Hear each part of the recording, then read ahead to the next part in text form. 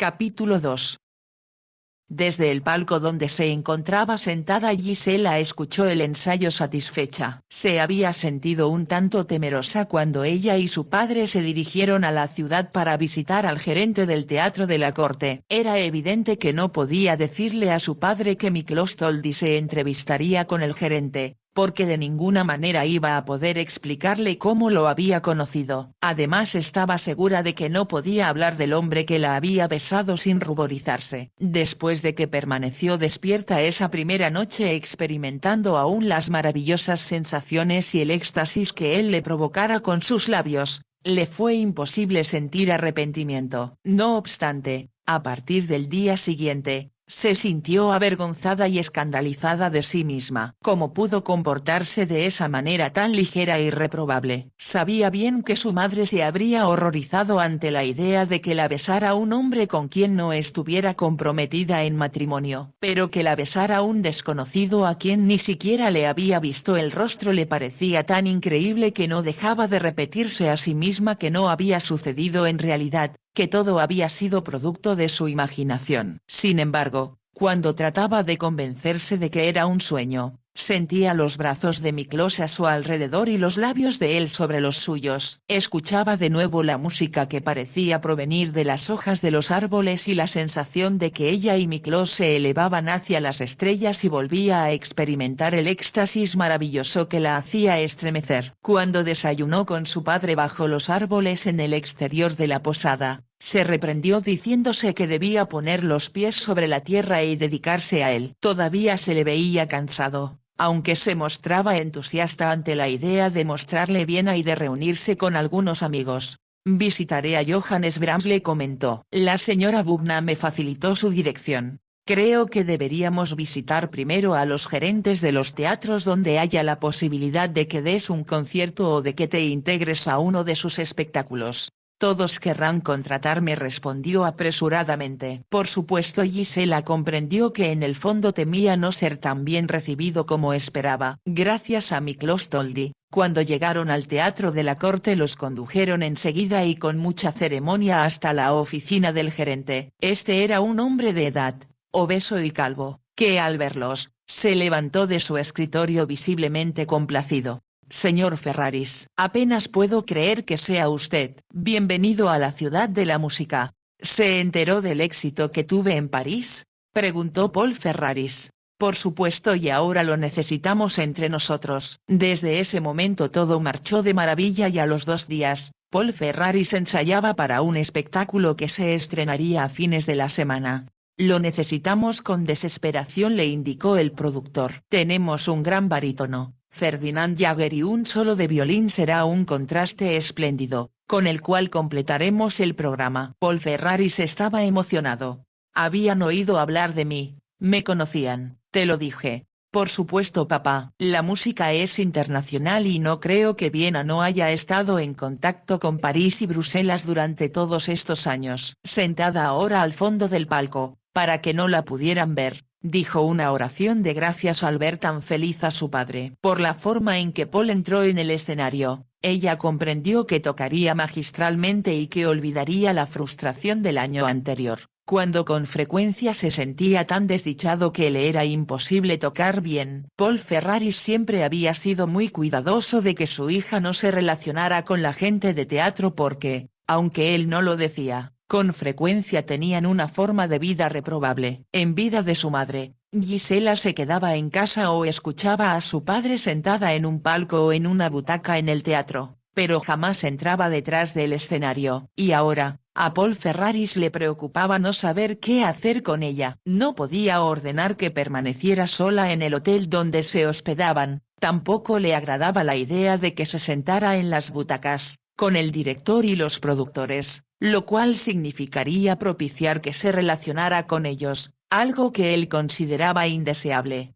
«Todos son ejecutantes como tú», discutió Gisela, «y deseo conocerlos». «Tu madre no lo aprobaría», respondió con firmeza su padre. «Pero déjalo de mi cuenta, haré los arreglos que considere pertinentes». Gisela no deseaba discutir con él. Sin embargo, sabía que si no estaba presente, no podría cuidarlo para que tomara sus alimentos a tiempo, que por lo general olvidaba cuando se encontraba con viejos amigos y no regresaba al hotel a buena hora para descansar. La charla de su padre con el gerente tuvo como resultado que la condujeran a un palco privado del fondo donde la encerraron, pensó Gisela con irónica sonrisa, como si fuera un animal salvaje. No se quejó y fascinada, admiró el teatro que era bellísimo, aunque se enteró de que construirían uno nuevo en su lugar, ya que este no tenía el cupo suficiente para ser el Teatro Imperial de la capital. También deseaba conocer el Teatro de la Ópera, pero por el momento no había tiempo para pasear, puesto que su padre insistía en aprovechar cada instante posible del día para ensayar. Estoy fuera de práctica y si voy a presentarme ante el público más exigente del mundo, debo trabajar día y noche, para mantener mi reputación. Tocas precioso papá. Gisela, sin embargo, entendía su nerviosismo porque los vieneses no hablaban de otra cosa que no fuera la música y casi todos ellos cuando no tocaban un instrumento, cantaban. Mientras escuchaba la orquesta pensó que su padre tenía razón al decir que la música en Viena alcanzaba una perfección que no se encontraba en ningún otro lado. Al finalizar la orquesta, se escuchó una voz tras bambalinas que anunciaba: Paul Ferraris. Su padre hizo acto de presencia en el escenario. Incluso con la ropa ordinaria que usaba para los ensayos, se veía más apuesto y distinguido que los demás hombres que se encontraban en el teatro. Él podía sentirse austriaco, pero ese aire autoritario que poseía, sin duda se debía a su sangre inglesa. Los ingleses siempre son conscientes de su importancia, le había dicho su madre en una ocasión, y como en la actualidad ocupan un lugar sobresaliente en el mundo, me siento muy orgullosa, a pesar de lo que diga tu padre, de que seamos ingleses, pero no vayas a decírselo. Le advirtió a Gisela. Ambas se rieron al saber con qué fervor Paul Ferraris intentaba probar que era del todo austriaco en pensamiento, palabra y obra. En ese momento estaba de pie escudriñando el teatro, como si estuviera lleno de gente esperando y conteniendo la respiración para escuchar lo que iba a interpretar. Entonces levantó su amado Stradivarius y Gisela pensó orgullosa que nadie tenía un padre más maravilloso. El director de la orquesta levantó la batuta y la exquisita melodía de uno de los conciertos de Mozart invadió el ambiente. Era tan hermosa que Gisela se sintió transportada a los bosques de Viena, donde las luces de la ciudad titilaban a lo lejos. Las estrellas brillaban en el cielo y la música provenía, no del escenario, sino de los árboles. Le fue imposible apartar de su mente la idea de que Miklos estaba a su lado y que el roce de su mano le brindaba una sensación de seguridad. Luego la abrazaba y sus labios se unían. Estaba tan inmersa en sus pensamientos que no fue sino hasta que escuchó que su padre terminaba la primera pieza de su programa y hacía una pausa antes de iniciar la siguiente, que regresó de su mundo de fantasía y se dio cuenta de que no estaba sola en el palco. Alguien se encontraba sentado a su lado, pensó que se trataba del gerente y se volvió segura de que escucharía un elogio a la ejecución de su padre. Pero para su asombro, era un hombre que jamás había visto. Mientras lo miraba supo sin necesidad de ninguna explicación quién era. «Es usted tal como lo suponía», dijo él. Su voz era profunda y familiar y había resonado en los oídos de ella desde que hablaran en la oscuridad. «¿Por qué está aquí?», pensé. Dijo que se iría. Lo intenté y quiero hablarle de ello. ¿Cuándo puedo verla a solas? Ella lo miró perpleja antes de responder. «Sé que tengo que agradecerle haber recomendado a papá con el gerente». Se mostró muy amable. No hay razón para que no lo fuera. Sin embargo, una presentación inesperada no siempre tiene los resultados deseados. Le estoy muy agradecida. Es muy generosa con sus agradecimientos. Gisela se sonrojó al recordar cuando trató de darle las gracias y él la besó. «Es usted preciosa, y se ve aún más hermosa cuando se ruboriza. Por favor», suplicó Gisela, «me hace sentir turbada. Y eso es tan hermoso como su voz». «Conteste mi pregunta, porque si no le ha dicho a su padre que nos conocemos, le resultará extraño que estemos aquí sentados charlando». Gisela se sobresaltó y se inclinó un poco más hacia atrás del palco, donde la ocultaban los cortinajes de terciopelo rojo que colgaban a cada lado. «Por favor. Que no lo vea». Entonces respóndame. Nerviosa miró hacia el escenario. Su padre tocaba una de sus piezas favoritas de Schubert. Es imposible. Susurró. Papá no me pierde de vista excepto cuando toca y aún así, no me deja sola en el hotel. Tengo que verla, dijo Miklos con tono de urgencia, y dice que me está agradecida. Creo que me está chantajeando, protestó Gisela. Solo porque estoy desesperado por hablar con usted. Lanzó un suspiro y agregó. Salí de Viena como le dije, pero cuando ya estaba a 150 kilómetros de la ciudad, regresé. ¿Para verme? ¿Cómo dejar inconclusa una sinfonía o un concierto tan bellos e inspiradores que sería un crimen contra la naturaleza no conocer el final? Hizo una pausa. Esa no es la palabra que deseo decir, pero sé que comprende lo que intento dar a entender. No puedo entrevistarme con usted. Gisela se detuvo de pronto. ¿Qué sucede? Algo que había olvidado. Pero de cualquier manera sería incorrecto. No si nos concierne, así que dígame qué fue lo que recordó. Cuando veníamos hacia acá, papá me dijo que después de la función de esta noche cenará con Johann Strauss. Está muy emocionado por ello. Me dijo que yo no estaba invitada y que primero me llevará de regreso al hotel. Sin necesidad de verlo, sabía que Miklos Toldi sonreía. Supongo que su padre cree, como tanta gente, que las melodías de Strauss complacen a los aristócratas, pero corrompen a la juventud. No, no, claro que no. ¿Cómo podría pensar esa tontería cuando la música del señor Strauss es tan hermosa? Hermosa y romántica para usted y para mí, y no necesito decirle cuánto deseo bailar un vals con usted. Aunque los austriacos conservadores dicen que el vals es alocado, apasionado y que desata al diablo. Gisela se rió porque le pareció ridículo. Siempre hay gente que desaprueba todo lo que es nuevo y moderno, pero antes de la guerra, todo París bailaba los valses de Strauss y los consideraban el complemento perfecto a los bellos vestidos y espléndidas joyas de la emperatriz Eugenia. Es usted demasiado joven para haber bailado el vals en París. Es cierto, pero mamá solía contarme acerca de los bailes y cuando me llevaba al teatro a escuchar tocar a papá, podía ver a los emperadores sentados en el palco real y todo el público parecía surgido de un cuento de hadas. Me alegra que fuera demasiado joven para bailar el vals en París, pero ahora tiene edad suficiente para bailarlo conmigo en Viena. Por un momento la sensación de lo maravilloso que sería la invadió, pero enseguida reaccionó y contestó. Sabe que es imposible.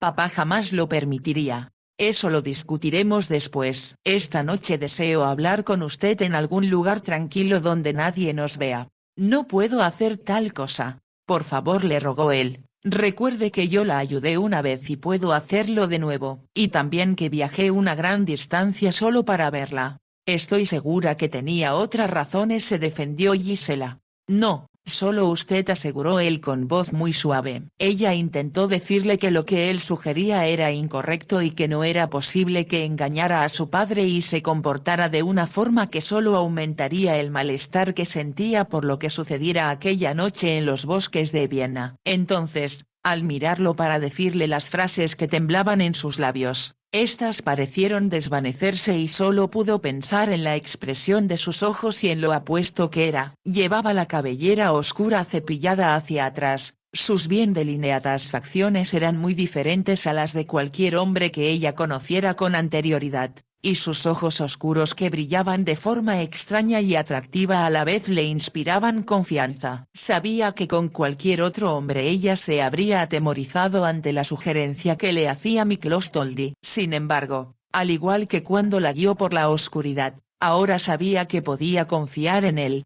¿Vendrá? Ella apenas lo escuchó decir las palabras, no obstante, las sintió como un beso en sus labios. Ha sido tan bondadoso que me es difícil negarme. Solo busca excusas ante sí misma. Sabe que la verdad es que desea hablar conmigo tanto como yo con usted. No podemos escapar el uno del otro. Gisela extendió la mano, tomó una de las de ella y se la llevó a los labios. Ella sintió la boca cálida sobre su piel. Enseguida él salió del palco mientras Paul Ferraris tocaba las últimas notas.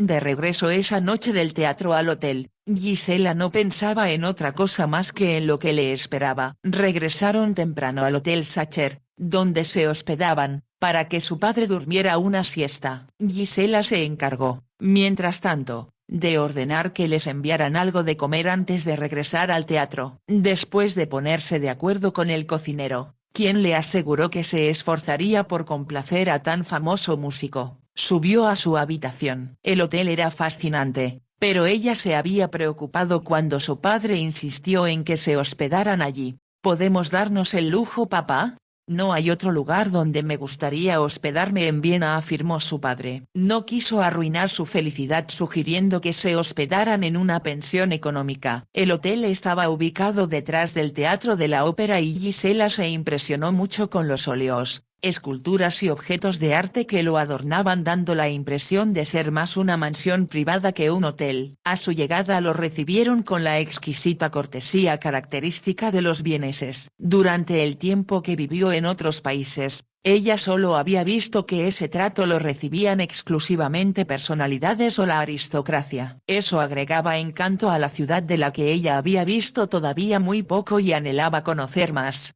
En cuanto terminen los ensayos, cariño, le había dicho su padre, y solo tenga que ir al teatro por las noches, empezaré a mostrarte todos los lugares que amo y que para mí son los más bellos y por supuesto románticos. Sonrió, como si sospechara que eso era lo que ella deseaba, y Gisela se preguntó, sintiéndose culpable, ¿qué diría su padre si supiera que ya el romance se había iniciado de una forma muy diferente y cuando menos lo esperaba? Por suerte el ensayo terminó temprano. Ella tenía prisa porque acabara. También sabía que su padre estaba ansioso por asistir a su reunión con Johann Strauss. Por eso, nerviosa y a la vez emocionada, sintió que las horas transcurrían con lentitud hasta que por fin el productor indicó: es suficiente por hoy. Todos estuvieron magníficos, pero aún tenemos mucho que hacer, así que mañana los espero a las 10 en punto y les suplico que sean puntuales o me arrojaré al Danubio. Todos se rieron. Gisela esperó en el palco hasta que su padre llegó a buscarla. La mayoría salió por la puerta posterior,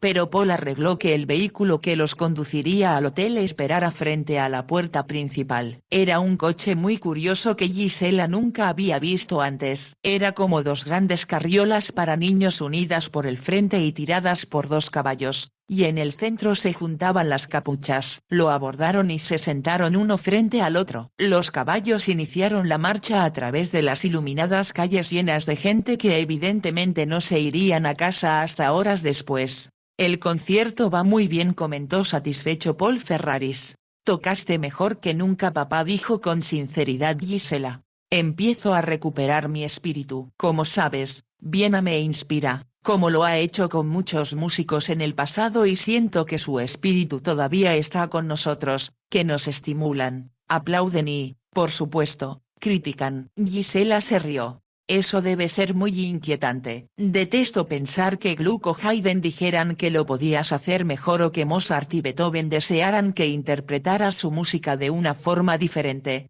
Pero por otro lado podrían pensar que la he mejorado. Ahora te muestras vanidoso, papá, y se debe a todos los halagos que has recibido. Y disfruto cada uno de ellos. Se le veía tan feliz que Gisela pensó agradecida que, al fin, empezaba a reponerse de la pérdida de su esposa. Los caballos se detuvieron frente al Hotel Sacher y Paul se inclinó para besar a su hija en la mejilla. Buenas noches, cariño. Lamento que no puedas acompañarme. Un día tal vez te permita conocer a Johann Strauss, pero por el momento, prefiero que pierdas el corazón por su música y no por él. Buenas noches, papá. Se despidió ya en la acera. Mientras el carruaje se alejaba, entró en el hotel. Había decidido que subiría a su habitación a esperar que le avisaran que alguien la buscaba. El comportamiento correcto era disculparse y despedirlo, pero bien sabía que, por el contrario, saldría a cenar con Miklos no solo porque le estaba agradecida, sino también porque algo en él le resultaba irresistible. Cuando llegaba a la escalera, se le acercó el portero para indicarle: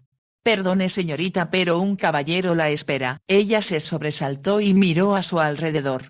Sígame, por favor. La condujo hacia la puerta de una salita que ella no conocía. Era pequeña y solo había una persona. Sintió que el corazón le daba un vuelco cuando lo vio. Era alto, como adivinó la primera vez que viera su silueta recortada contra el firmamento cuando se encontraba en la entrada del seto donde ella se ocultaba. Haberlo visto en el palco del teatro no había sido lo mismo que ahora, de espaldas a la chimenea y con ropa de etiqueta. Tenía un aire magnífico y ella sintió que su vestido, aunque bonito, no estaba a la altura de la elegancia de él. Como si leyera sus pensamientos, Miklos dijo: le confesé que pensaba que era preciosa cuando la vi en la penumbra del palco, pero ahora veo que me quedé corto. Gisela bajó los ojos y se sonrojó. Y mientras se acercaba a él, lo escuchó agregar: ahora estoy seguro de que es una ninfa de los bosques de Viena, como lo pensé la primera vez. A ella le fue imposible pensar qué responder. Y después de un momento Miklos continuó: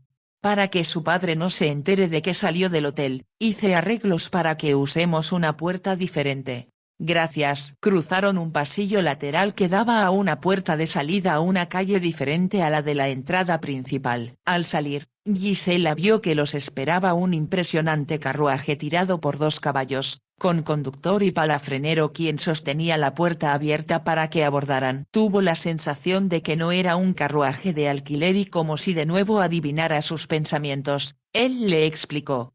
Para saciar su curiosidad, le diré que pedí el carruaje prestado para esta noche. Es muy cómodo, comentó Gisela con voz muy baja, mientras se reclinaba en los acoginados respaldos. Me alegro que así lo sienta, porque la llevaré a las afueras de Viena. ¿A dónde? A un lugar que estoy seguro conoce por referencia, pero que no ha tenido oportunidad de visitar. Su nombre es Grinzig. Papá me ha hablado de ese lugar, es donde se encuentran los jardines danzantes. Exacto. Y quiero ser el primero en llevarla allí. Será muy emocionante.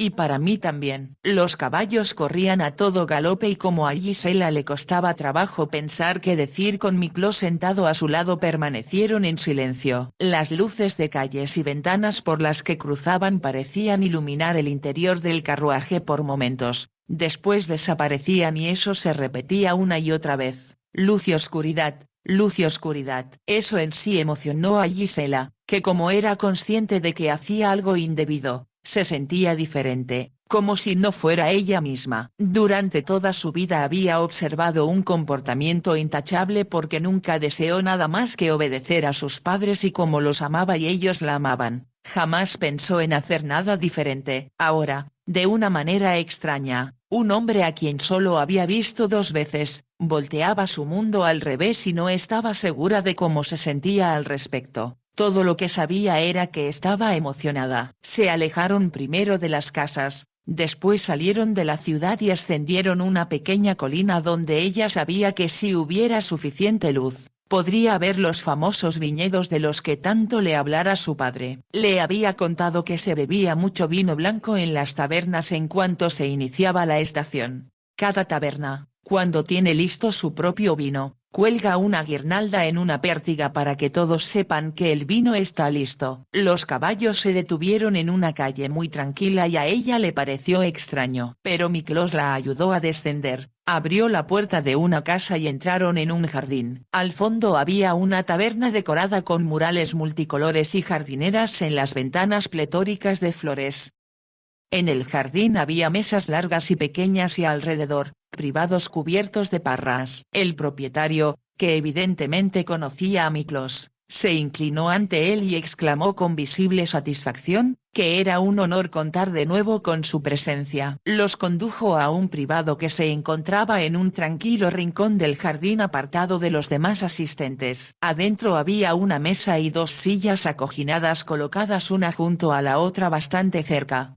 No a ambos lados de la mesa. Papá me describía con frecuencia estas tabernas, comentó Gisela, y por eso anhelaba conocerlas. Aquí puede beber el vino blanco de Grinzing y le juro que la comida es deliciosa. Gisela estaba segura de que así fue, aunque después no recordó que habían comido. Se debía a que solo escuchaba la profunda voz de Miklos y estaban sentados tan cerca uno del otro, que casi podía sentir que las vibraciones que emanaban de él la tocaban. Ahora podemos hablar y puedo mirarla, Gisela, aunque todavía temo que se desvanezca entre los árboles y me deje solo. No lo haré, Y fue usted el que se desvaneció. En un momento estaba allí y al siguiente se había ido. ¿Y qué sintió? Era imposible encontrar las palabras adecuadas para responderle, por lo que dijo: no creo que debamos hablar de eso. Pero deseo saberlo, insistió él. Quiero que me diga lo que pensó después que la besé y sé que era la primera vez que la besaban.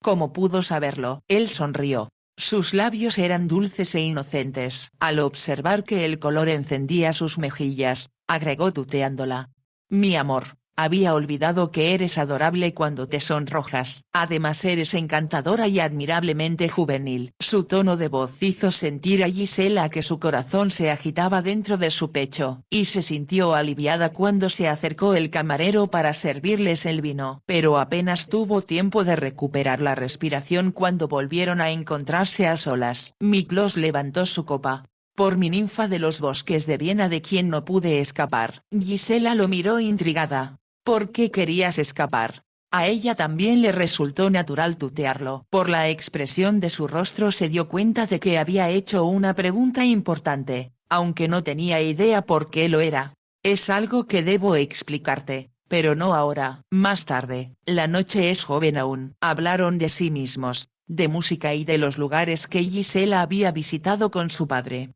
Me gustaría poder decir que estuve en tu país. Me alegra que no lo hicieras. ¿Por qué? Porque no podría mostrártelo yo mismo. Me dijiste que corre por tus venas un poco de sangre húngara. ¿Por qué? La bisabuela de mi padre era húngara. ¿Cómo se apellidaba?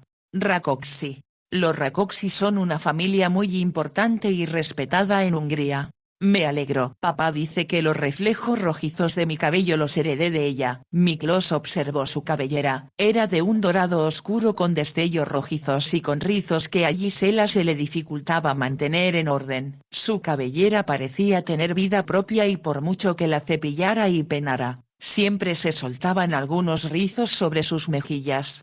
Al igual que todo en ti, tu cabello es bello y único. Me alegra no ser muy común. Aunque me han dicho que en Viena sobran las mujeres bellas. Es verdad, pero te juro que tú resaltarías junto a todas ellas y me hubiera gustado ver que lo hicieras. Eso indicaba que no estaría allí para verlo, así que Gisela preguntó: ¿te irás de nuevo? No debí volver. Su tono fue tan cortante que lo miró sorprendida y un momento después él añadió: oh mi amor, si piensas que te comportas mal no es nada comparado con lo que yo hago. Traté de hacer lo correcto. Intenté alejarme, pero tuve que regresar para descubrir si era real y que no había sido un sueño el éxtasis que sentí cuando toqué tus labios. Como era lo que ella misma había pensado, Gisela sintió que su corazón daba un vuelco y juntó las manos para controlar el temblor que amenazaba invadirla. ¿Por qué es incorrecto lo que haces? Se hizo un largo silencio, tan largo que Gisela sintió que su corazón palpitaba con tal fuerza que parecía querer salírsele del pecho. Miklos no respondió y de pronto, el cuarteto de cuerdas de la taberna, que se encontraba al fondo del jardín, empezó a tocar un vals de Strauss. Había una terraza afuera de la posada donde los músicos, un primer y segundo violín, una guitarra y un acordeón,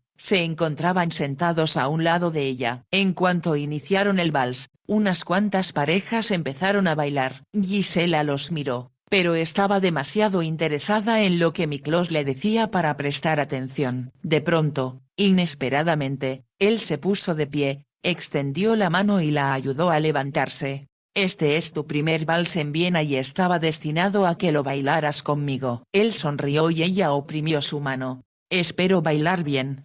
No temo que me defraudes. Se dirigieron hacia la terraza. La mayoría de la gente comía y bebía por lo que había suficiente espacio para que Miklos y Gisela se deslizaran con libertad a los acordes del vals que les alegraba el corazón y la mente, como el vino que habían bebido. Giraron alrededor del salón y Gisela sintió con intensidad la fuerza de su brazo alrededor de la cintura y de su cercanía. Cuando él bajó la cabeza pudo ver sus labios y recordó que la había mantenido cautiva y el éxtasis que le provocaran. De pronto, mientras más bien parecían volar que bailar, comprendió que estaba enamorada de Miklos. Era un amor mezclado con la excitación de la noche, con el valor de haberse atrevido a salir sola con él, y con la emoción que el baile le despertaba. Miklos era el hombre más atractivo que jamás había conocido, pero también era mucho más. Había nacido un vínculo entre ellos desde el momento en que él la protegiera en los bosques, el cual se había fortalecido hasta que se convirtió en parte del latido de su corazón y del aire que ella respiraba. Mientras sus fuertes brazos la oprimían y ellos giraban con rapidez al ritmo del vals, comprendió que lo que sentía era amor. El amor que siempre soñó que llegaría a ella, pero que nunca imaginó que sentiría hacia un hombre que surgiera de la oscuridad y que le provocaba la atemorizante sensación de que en cualquier momento desaparecería por segunda vez.